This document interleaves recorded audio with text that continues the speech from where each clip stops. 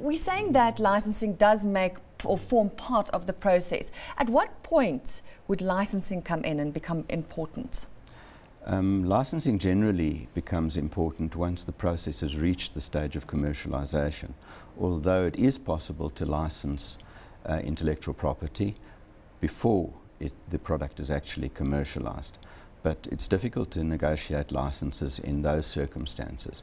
So generally, once the product has been brought to the stage where it's available to the market, the bugs have been ironed out, and the innovator has proceeded with the patenting process, then you can talk about licensing. I think break it down for us in layman's terms. Frank, give us an example of when you would license a product. Okay.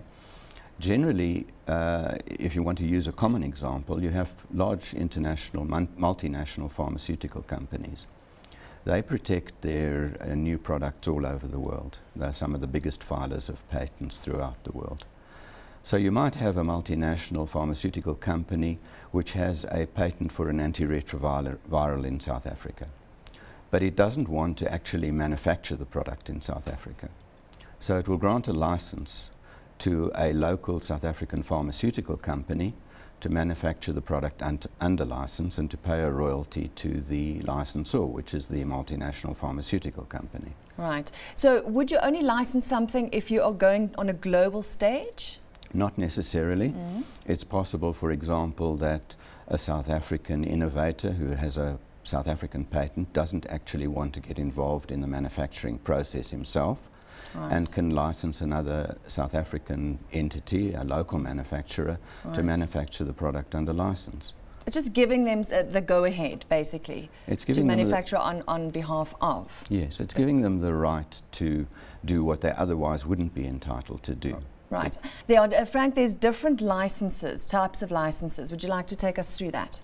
Yes, there are a number of different types of licenses. Basically, licenses can be exclusive, so that only one company or individual is entitled to manufacture under license, or they can be non-exclusive, so that the patentee can license any number of individuals or companies to manufacture the product, even in the same territory. That just depends on the organization? That depends on what's required and the nature of the product and so on. And what do we need to consider when going to license, to do a license? There are a large number of things that we need to look at. We need to look at the territory. What does the license cover? Does it cover the USA? Does it cover South Africa? Does it cover only a part of the USA, a certain number of states? Does it cover Europe? So the territory is important. Then the nature of the license, whether it's exclusive or non-exclusive within that territory, and most important of all from the point of view of the innovator is the royalty that's going to be payable to him for the license.